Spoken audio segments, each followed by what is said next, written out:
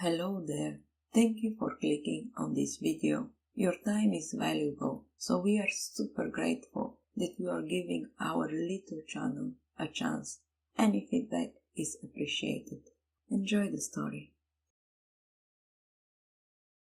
The Brothers Grimm Fairy Tales. The Dog and the Sparrow. A shepherd's dog had a master who took no care of him, but often let him suffer the greatest hunger. At last he could bear it no longer, so he took to his heels, and off he ran in very sad and sorrowful mood. On the road he met a sparrow that said to him, "Why are you so sad, my friend?" "Because," said the dog, "I'm very, very hungry and have nothing to eat." "If that be all," answered the sparrow, "come with me into the next town, and I will soon find you plenty of food."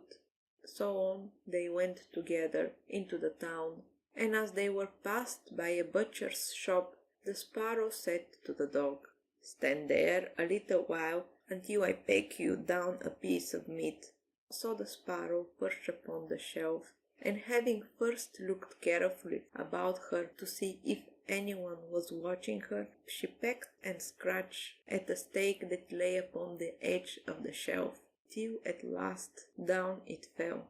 Then the dog snapped it up and scrambled away with it into a corner, where he soon ate it all. "Well," said the sparrow, "you shall have more if you will. So came up with me to the next shop, and I will peck you down another steak." When the dog had eaten these two, the sparrow said to him, "Well, my good friend, have you had enough?" "I had plenty of meat," answered he, "but I should like to have a piece of bread to eat after it." "Come with me then," said the sparrow, "and you shall soon have that too." So she took him to the baker's shop, and pecked at two rolls that lay in the window, till they fell down, and, as the dog still wished for more, she took him to another shop, and pecked down more for him. When that was eaten, the sparrow asked him whether he had enough now. "Yes," said he, "and now let us take a walk little way out of the town." So they both went out upon the high road. But as the weather was warm, they had not gone far before the dog said, "I'm very much tired. I should like to take a nap." "Very well," answered the sparrow, "do so, and in the meantime I will perch upon that bush." So the dog stretched himself out of the road and fell asleep fast. While he slept, there came by a carter with a cart drawn by 3 horses, and loaded with 2 casks of wine. The sparrow, seeing that the carter did not turn out of the way, but would go in the track in which the dog lay, so as to driven over him, called out, "Stop, Mr. Carter, or it shall be worse for you." But the carter, grumbling to himself, "You make it the worse for me, indeed. What can you do?" cracked his whip and drove his cart over the poor dog, so that the wheels crushed him to death. "There," cried the sparrow, "thou cruel villain, thou hast killed my friend the dog. Now mind what I say. This deed of thine shall cost 3 of all thou art worth." "Do your worst and welcome," said the brute. "What harm can you do me?" and passed on. But the sparrow crept under the till of the cart, and picked at the bunk of one of the casks till she loosed it, and then all the wine ran out without the carter seeing it.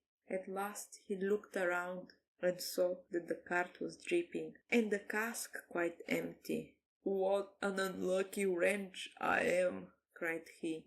"Not wretch enough yet," said the sparrow, as she alighted upon the head of one of the horses, and pecked him till he reared up and kicked. When the carter saw this, he drew out his hatchet and aimed a blow at the sparrow, meaning to kill her. But she flew away, and the blow fell upon the poor horse's head with such force that he fell down dead.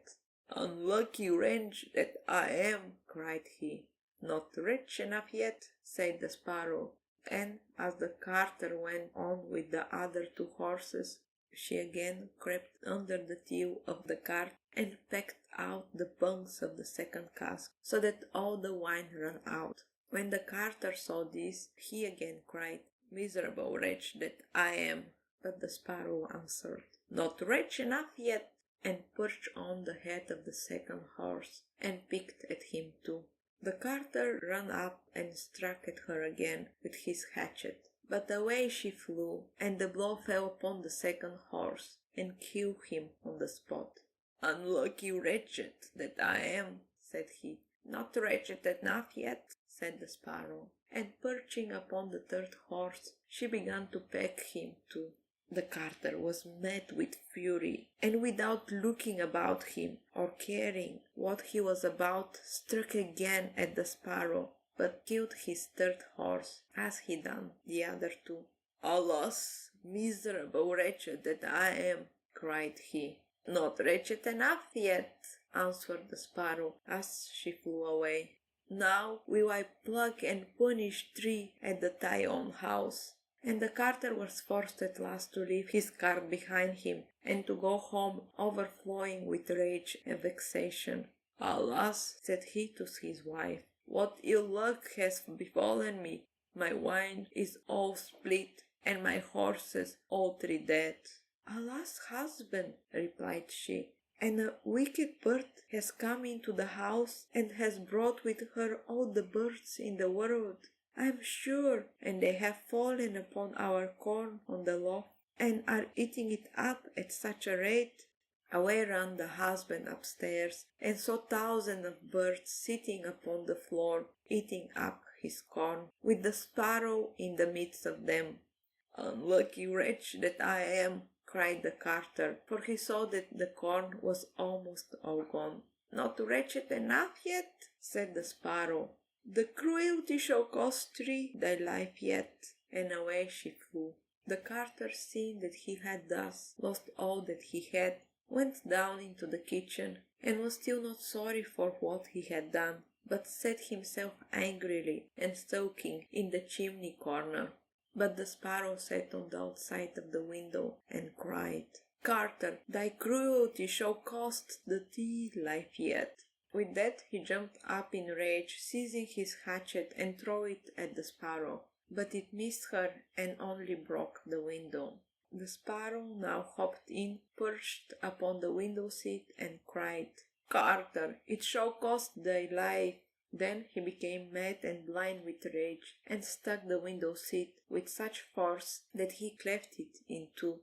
And as the sparrow flew from place to place, the carter and his wife were so furious that they broke all their furniture, glasses, chairs, benches, the table, and at last the walls, without touching the bird at all.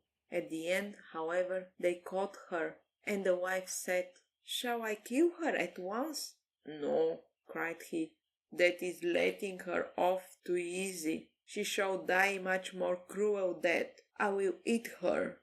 But the sparrow began to flutter about, stretching out her neck, and cried, "Carter, it shall cost thy the life yet."